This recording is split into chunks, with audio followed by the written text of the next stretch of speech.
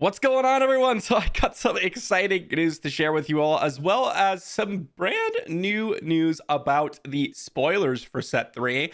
But first, let's just start off and dive right into some personal news about the channel and kind of why I missed an upload yesterday. Every once in a while I will, but more recently it's because, well, we were planning on having a baby daughter on August 31st, but 2 days ago we actually had our daughter born. And yesterday, I, as well as my wife, got discharged from the hospital. So we've been dealing with that and, of course, going through all the brand new baby stages and everything like that. So it's part of the reason why you might see a couple of missed uploads here from me. Yesterday, I missed one, and perhaps during the week, we'll see. I'm trying to get back on track, get back to the normal schedule immediately, since it's not our first child, but we're getting used to all the brand new baby stuff once again. So pretty exciting news there, and it might change some of the kind of responsiveness I could have for brand new news and all that stuff, just to let you all know. But you should still see some uploads from me every single day as per usual. I just might not be able to test out all the brand new cards or anything like that for this first week or so. But that said, we do have some cards that I want to talk about today that were spoiled over the past couple of days because I wasn't able to talk about them while I was in the hospital. And, well, because of that, I want to mention about the new spoiler schedule. So we're talking about two cards here, and we'll get into them in just a moment. But with the two cards, you can see the first one being spoiled on August 29th, and the second one being spoiled just a few hours ago. And it looks like the daily spoiler season for set 3 has begun as of August 29th. And that means that we should expect at least some spoiler every day of the business week. Usually they don't spoil on Saturday, Sunday unless something else happens. And we might even be able to get access to exclusive card reveals from various creators. Now, if you watch my previous video on the future of online Star Wars Unlimited, probably won't be getting any exclusive card reveals just because, well, I play on Carabast and I play on the online programs, and they don't necessarily like that. And in order to be an official FFG creator, you're just not able to do that, generally speaking. So you might not see any exclusive card reveals from me, but I'll be able to compile them together and show them to you all. So that will be pretty exciting. With all that said, let's talk about, well, one of, or at least two of, some of the exciting new cards that we got over the past couple days. First one is Plo Koon. This was revealed on August 29th. It is a 5-resource Cunning Heroism ground unit. 3/6 stat lines, got the Force, Jedi, and Republic tags. It has Ambush and Coordinate Raid 3. So anytime you see Coordinate, it means you have to satisfy the condition, and then you get the secondary thing that it says. Now, it looks like Coordinate relates to certain keywords or stat boosts so far. We'll see if there's anything super crazy like going forward. Anakin does have like draw a card with his Coordinate, but essentially you just need to control 3 or more units in order to get that keyword, and this unit also counts towards that 3 units. So you need 2 other units when you play Plo Koon to get that raid 3 alongside the ambush. Now, first things first, let's talk about the base stat line. 5-resource, 3/6, pretty poor stats, right? We have Poe Dameron, who's a 5-resource 6/6 with amazing abilities. And I know Poe Dameron is like one of the most overstated 5-resource plays that we have right now, but that's the kind of thing that you have to compare it to, especially when we're in heroism. And even though this one is in cunning and Poe Dameron's in aggression, that's the type of stat line that we're looking at. Now, Force, Jedi, and Republic are all pretty relevant tags, especially for set 3. And this one has ambush, so it can immediately attack, whereas Poe Dameron cannot, or even other units that might have a little bit of better stat line cannot. So ambush is a really strong keyword. And immediately when I see ambush, I'm thinking, okay, what can we do with this? The 3 power really hurts it. Ambushing a 3-powered unit on turn 4 just doesn't really do anything.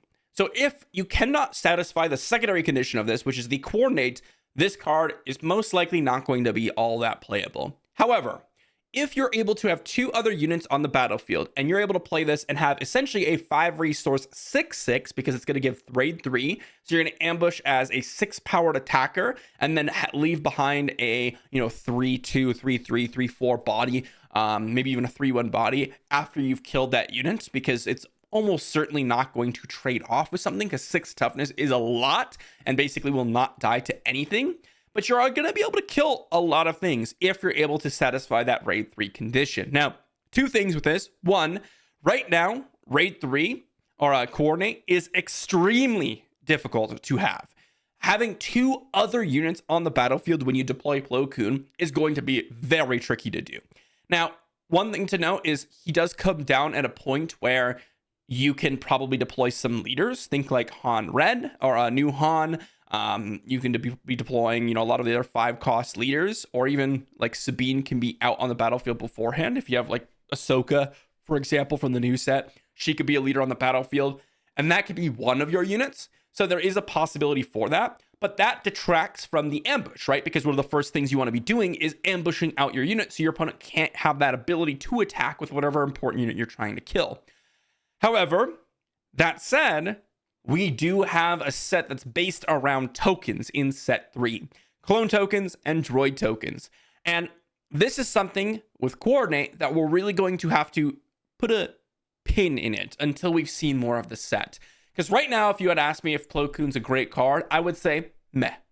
I'm not that excited for him. I don't think you're going to get raid 3 all that often, and he's going to be a 3/6 ambusher. His tags aren't that important necessarily. The force tag is nice, and can work with like force throw and force lightning and stuff like that if you wanted it to, but we don't really have that many force synergy cards. We don't really have that many Jedi cards or Jedi synergy cards. We don't have that many Republic synergy cards, and we don't have that many ways to get a bunch of units on the battlefield. Set 3 is all about Force Jedi Republic, so that could be very, very different, right? We already have like General's Lightsaber that we've seen, and it's all about making tokens. So if we see a lot more cards in the early stages, like turn 1, you're able to play a couple different units. Turn 2, you're able to play a unit that maybe creates a secondary clone token, and then that's the type of units that we're getting, where you play a unit and you get a secondary token from it, where you get multiple units out of one unit. Then we can come back to this and say, okay, 5 resource, 6/6 ambusher. Now we're talking. Until that, I would say that this is kind of a mediocre card. However, we also got another card that we got to talk about in Gore. And by the way, this just makes me incredibly excited. I talked about this previously. We talked about some of the images that they were posting in regards to set 3. But this is a creature or a card that you're not going to know if you have not seen the earlier seasons of this Clone Wars TV series. And seeing it in a card form just makes me unreasonably excited. Gore is a 12-cost ground unit in command, so no villainy or anything like that. A 7/7 body, so pretty mediocre stat line for 12 resources, right? Does have the Separatist tag, which is going to be important for the Separatist decks, and perhaps will synergize with Grievous units if they come into play. Not a droid, so it doesn't necessarily synergize with the Grievous leader yet. But he has 4 keywords. He has Exploit 3, Sentinel, Ambush, and Overwhelm. Now, this is a legendary unit. Legendary unit. Okay, so that's pretty impressive. Coming out right out the gate with a legendary unit with 4 keywords, really awesome stat line. First off, I'll talk about all the different keywords outside of Exploit first, because Exploit is kind of how this card functions, but we need to know what we're getting for Exploit. Now, Sentinel, obviously set 3 with Sentinels, that's going to be awesome. Like, Sentinel just period is almost always something that's really, really exciting. Now, this is just a baseline level good keyword. Nothing really insane about it, but it can provide a roadblock for your opponent. And in command decks where you're trying to look for ramp kind of options and things like that, having a Sentinel is always nice. Ambush, I said this earlier with Plo Koon. This is a keyword, arguably the strongest keyword in the game, and a keyword that anytime I see, I have to take a double look at a card, because it gives you immediate effect when he comes into play. That's already insanely good. Their third keyword, Overwhelm, we've seen how strong this can be with something like a Maul. We've seen how strong this can be with something like a Wrecker. This allows you to immediately attack and immediately get damage into your opponent's base with the attack from Gore. So that is pretty nice. It usually steers towards better when you are the aggressor, or like an aggressive mid-range deck when you're playing these bigger threats. But it can still be good even if you're just trying to close out the game, right? Just dealing in some damage to your opponent's always good.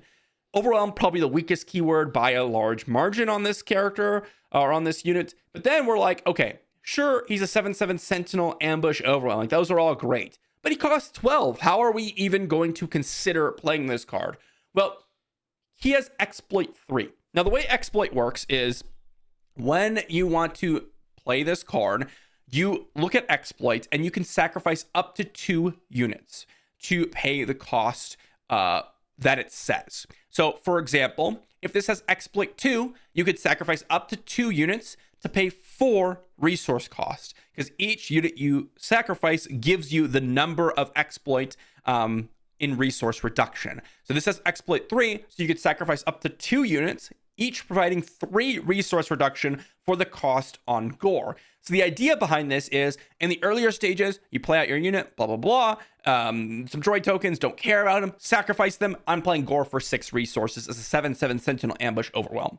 That is really strong, right? 6 resource Gore is really impressive.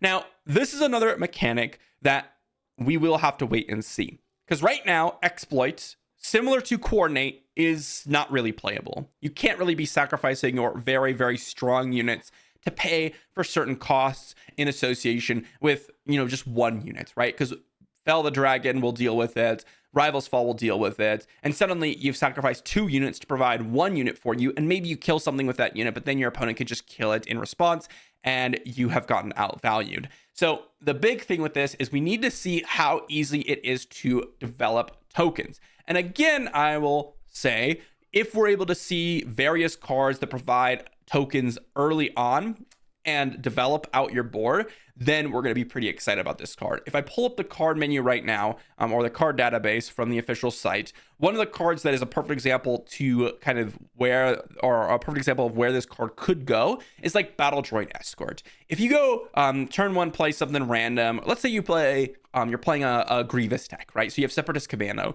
Turn 1, you play Separatist Commando. Turn 2, you play your Battle Droid Escort, and now you have 2 Separatists on the battlefield. So boom, you have a 4 or a 2/3 with Raid 2 on turn 1. That's a pretty strong unit. Turn 2, you've played your Battle Droid Escort. Now you have 2 1/1s, right? Because you get a Battle Droid token, and when you defeat this, it gets a Battle Droid token. And then suddenly, let's say you play, I don't know, you wanted to play a Hailfire tank for your next play, which costs 4, by the way. So suddenly you sacrifice your Battle Droid Escort and the one it created to get a Hailfire tank out. Like, that's pretty strong, right? But remember, Gore costs 6. So let's say in the meantime, or maybe you don't play the Hailfire tank, but you're going to play something else because we get a new card that creates more tokens, and then you finish them off with the Gore at the top end of your curve. You could have a pretty aggressive version of this like token deck where you're sacrificing for insane value. Gore is a perfect example of a card that's going to get extremely scary if the pieces come into play.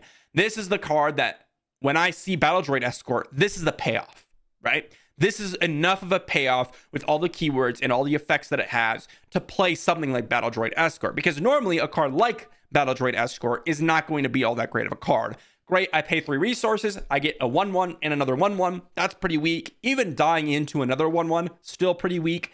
There's not really anything exceptional about that. It's when you can abuse the secondary mechanics in the respective aspects, right? With heroism, it's coordinate, right? And with villainy, it's this exploit. These are the mechanics that are going to be really, really scary if you have the proper payoff and the proper setup. But you need both. And right now, we don't have enough cards to determine whether or not this is going to be a truly scary thing. It's also one of the reasons why I think Jesse, which we saw a while ago, something that creates multiple Battle Droid tokens for your opponent when it comes down, isn't that great, right? Because imagine if your opponent plays Jesse and suddenly you have all this fuel to play all your payoffs in hand and you don't even need to create your own fuel for it. That is why something like Jesse is a little bit, kind of scary to put in your deck right now. Regardless, Gore looks awesome, and I am excited for this. This is, again, the reason to be playing things like Battle Droid Escort, the reason to be playing these kind of mediocre plays, but developing multiple different bodies for you to kind of get a lot of fuel on the battlefield. So I'm excited. This just gets me more excited for like the aristocrats. It's a style that we call the sacrifice synergy theme in Magic. That's the aristocrats theme, but this idea of creating trash to get big things out is awesome. And the same thing goes with the Republic units, right? Like flooding the board with tokens and then getting in some big hits, big value because you created all those tokens. For me, I am slightly more excited for the exploit just because it's a little bit different. Whereas the coordinate is a little bit more straightforward, where I play a unit, I play more units, I hit your base, I play a unit that gets benefited or that benefits from all the units I'm playing, and I hit your base. Like, that's just kind of straightforward to me. Not that it's not going to be fun, but exploit seems way more interesting to me in that we have all these decisions to make. Like, should I be sacrificing my units? How should I build my deck? Because this is a mechanic that really requires a lot of testing when you're building your deck, because how many payoffs should I play? How many support pieces should I play? Should I be playing like events outside of that are going to do something like Overwhelming Barrage? Can I be playing that in my deck? Or is that too expensive to play? Not in cost, but in terms of sacrificing support pieces and payoffs, right? That's the type of stuff that I'm really excited about. And Gore just gets me even more excited about that. But let me know what you think in the comment section down below. Thanks for watching, everyone. Apologies again that I might be a little bit sporadic here. I don't think I will, because I just like making videos and I like playing Star Wars Unlimited. But check in tomorrow because I'll probably have a video for you all. And if not, well, I'll have a video the next day, I promise you. Big thank you to everyone who supported me all this way. Definitely helps out. Definitely pays for some diapers and stuff like that. But let me know what you think about these new cards, and I'll see you all for the next one.